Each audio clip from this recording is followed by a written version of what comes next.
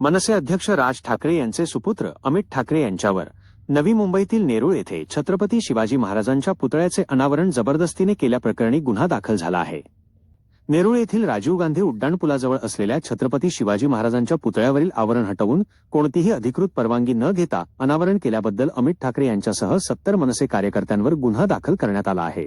जमावबंदीचे उल्लंघन, सरकारी कामात अडथळा आणणे, सार्वजनिक मालमत्तेचे नुकसान करणे अशा आरोपांखाली ही कारवाई झाली आहे। नोटीस स्वीकारण्यास नकार। या प्रकरणी नेरूळ पोलीस काल बुधवार नोव्हेंबर 19 रोजी अमित ठाकरे यांना नोटीस देण्यासाठी शिवतीर्थ राज ठाकरे यांचे निवासस्थान येथे गेले होते। मात्र अमित ठाकरे यांनी ती नोटीस घरी स्वीकारण्यास नकार दिला। अमित ठाकरेंची भूमिका, त्यांनी पोलिसांना सांगितले की तुम्ही त्रास का घेतला, मी स्वतः पोलीस स्टेशनला आलो असतो। पोलिसांची प्रतीक्षा।